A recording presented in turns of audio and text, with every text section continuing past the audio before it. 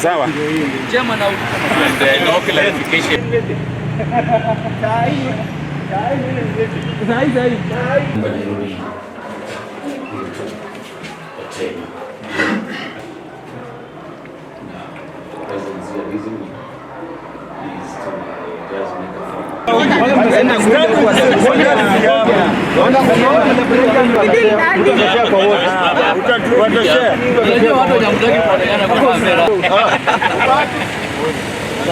Haya, sawa, weka mic.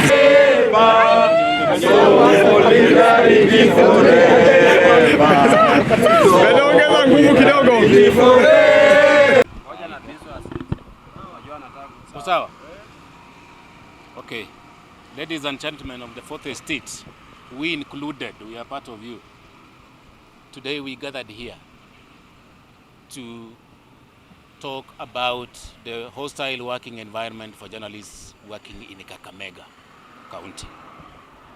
Article 34 of the Constitution unequivocally guarantees the freedom and independence of the media, recognizing the critical role that journalists play in fostering an informed society.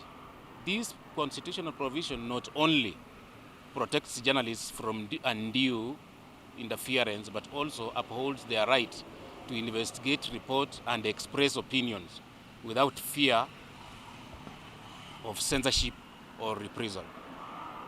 Moreover, Article 35 of the Constitution underscores the importance of the right to information, affirming every citizen entitlement to access information held by the state or any other person that is required for the exercise of their rights or fundamental freedoms.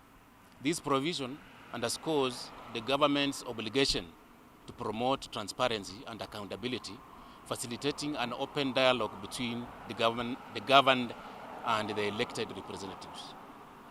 In view of the foregoing, we would like to express our concerns over the hostility meted on journalists working in Kakamega County by senior officers of the county government of Kakamega. We, the undersigned journalists, collectively express our strongest condemnation against the reprehensible actions of Dr. David Anekea Lila, the Chief Officer of Medical Services in the county government of Kakamega, for allegedly issuing death threats against Mr. Douglas Dindi, a reporter with the People Daily, a publication run by Media Max Limited, when he went to seek clarification over a story he was following up. Mr. Dindi made a report of the same at the Kakamega Central Police Station, VIDE OB number 69/26/05/2024 at 16 hours, that is 4 p.m. The same chief officer threatened Mr. Hilton Otenyo, a reporter of the Star newspaper, a publication of Radio Africa Group, when he went seeking for clarification or other comments on a story he was pursuing on why the outpost medical facilities in this county were constantly out of drugs and non-farms, despite the county government declaring that they were purchasing the same quarterly to ensure steady supply. It's not Dr. Lila who is a threat to journalists alone, but also other senior county officials in the executive and the county enforcement units. As journalists, we firmly believe in the fundamental principles of press freedom and the critical role that the media plays in holding those in power accountable. It is deeply alarming and unacceptable that a public official entrusted with the service to the people of the community could resort to intimidation tactics to suppress the truth and silence the dissent. ladies and gentlemen, the safety and well-being of journalists are paramount. And any attempt to threaten or intimidate members of the press undermines the very foundation of democracy and freedom of expression. Such actions not only violate ethical standards, but also pose a direct threat to the integrity of journalism and the democratic process of any establishment. We call to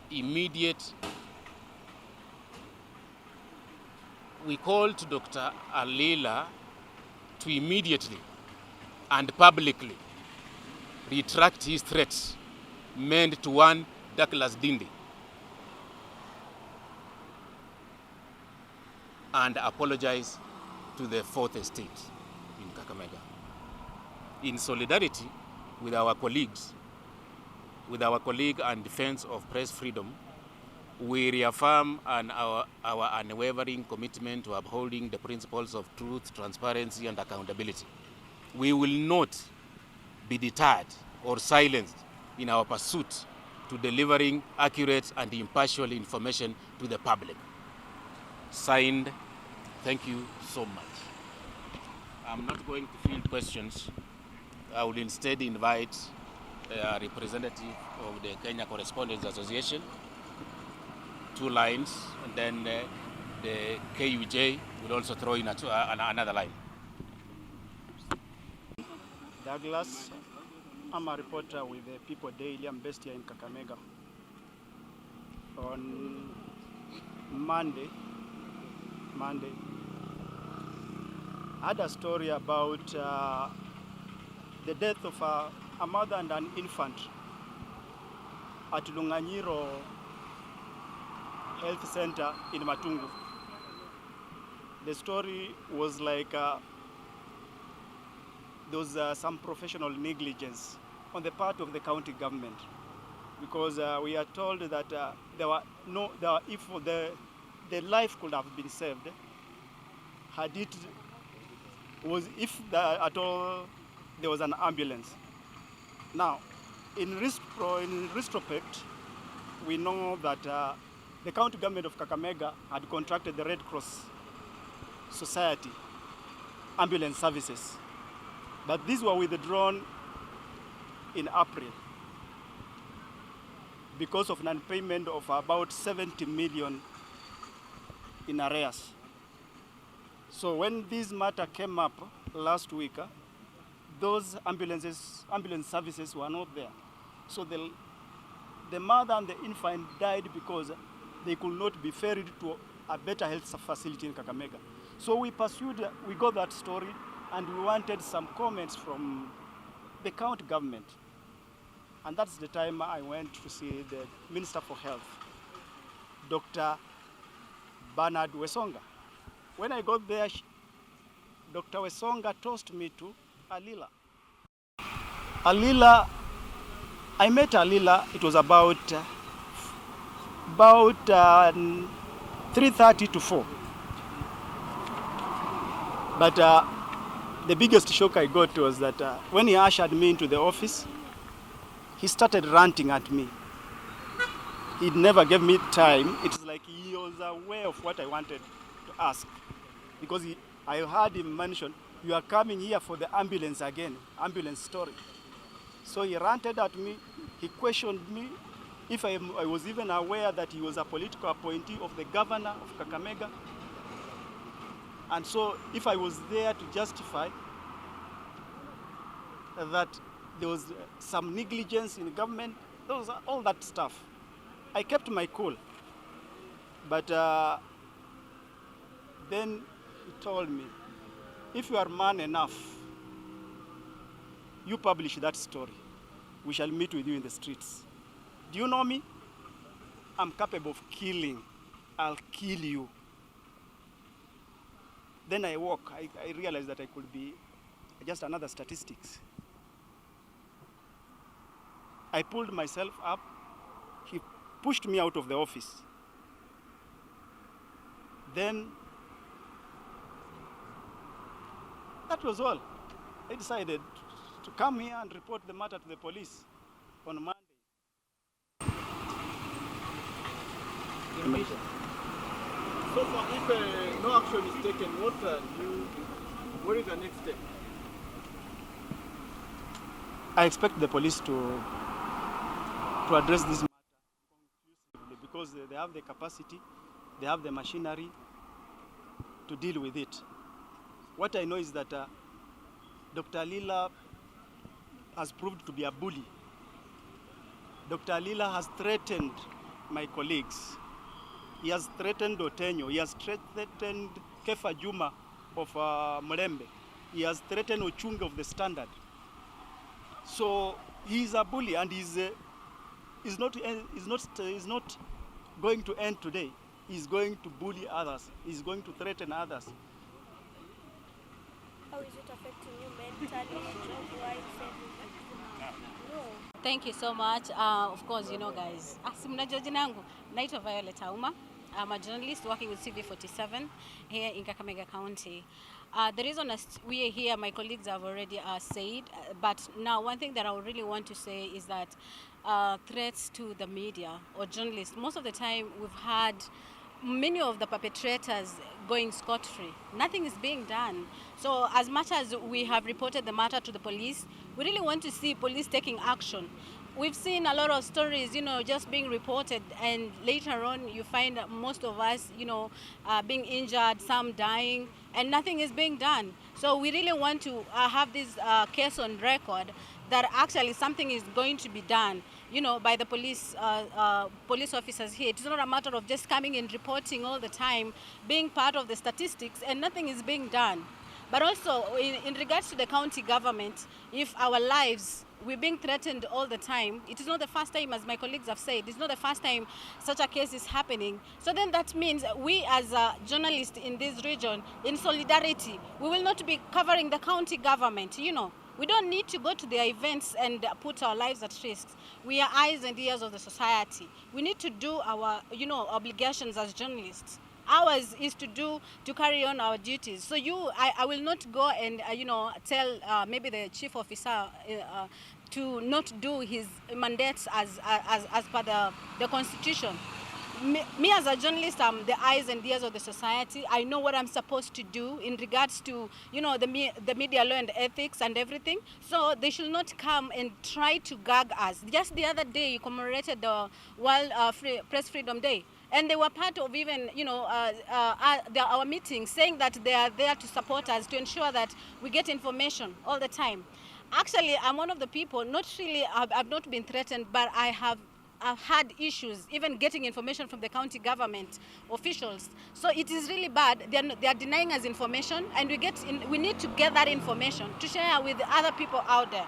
So if they have come to an extent of threatening us, it is another thing altogether. And in this particular story, many of us carried the story. One of us has been threatened. Who knows tomorrow? So that is the reason as to why we are coming in solidarity with our brother here at Dindi, that we will not condone this. We are not going to stand this from the county government, not just this, the chief officer, but a number of them who probably will even try to do that. We will, in solidarity, as I've said, not go to cover their stories. We will leave them to do whatever they have to. If they have communication officers, they can go and do whatever they have to do. But for us, what we need to do is to stand with our colleague, and we will not, and I'm saying we will not, in capital letters, in bold letters, we will not allow the county government or any other officer for that matter to threaten the journalists. What we need to do is to cover our stories, and that is exactly what we will be doing. We will stand together. We will not cover your events if you continue threatening us. Thank you. Ms. Nathan Ochunge, Secretary General, Kakamega Welfare Association. We came here to report a statement yesterday, and we were just making a follow-up. From what the police are telling us is that we need to come tomorrow to see what action they will have taken. But we want to tell them, by tomorrow we want to see action happening. We want to see the chief officer being called to record a statement to that effect. We want to see police swinging into action and delivering justice to us. Because this is not the first time we are facing this.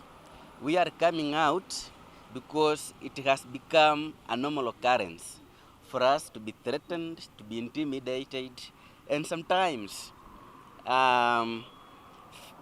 being told that if you write this story, we will call your media house to sack you. That is not what journalism is all about. Now, that particular chief officer, we expect him by now to have at least reached to us and apologized. He has not done that. We expect by now the county government to have taken action against him. That has not happened. So what we are calling is this, that one, if anything happens to our brother here, the chief officer is responsible. If anything happens to any one of us, the county government should be held responsible. If anything happens to us going forward, action must be taken. Thank you.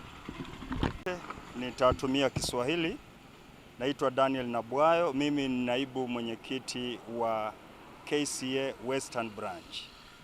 Na sisi hapa tunasimama na wenzetu wa Kakamega kushtumu kabisa vile vitisho ambavyo vinatolewa na wafanyakazi wa serikali ya kaunti dhidi ya mwenzetu Douglas Dindi. Na tunasema kwamba enzi zile wanahabari walikuwa wanatishiwa, enzi hizo zilipita. Na tulipokuwa tukisherekea uhuru wa wanahabari, tulipata kwamba wanahabari wengi sana wameweza kupoteza maisha yao kutokana na watu wa sampuli hii. Na sisi kama KCA tutafuatilia jambo hili mpaka mwisho. Already tumejulisha afisi yetu kuu ili kwamba tukaweze kuhakikisha kwamba vitisho kwa wanahabari kwa wakati huu havitakuwepo. Katiba ya Kenya inapatiana nafasi ya kupeana habari bila kuficha. Na iwapo afisa yeyote atafikiria kwamba habari ambayo ako nayo ni yake, basi hiyo itakuwa ngumu. Sisi wanahabari tunaitisha serikali, haswa sana polisi, kuhakikisha kwamba yule ambaye amemtishia ndugu yetu anaweza kukamatwa na aweze pia kushtakiwa, kwa sababu tumesikia kwamba si huyu Douglas peke yake, hata na wengine wametishiwa na huyo jamaa mmoja. Na tutaendelea kusimama pamoja kuhakikisha haki imeweza kutendeka.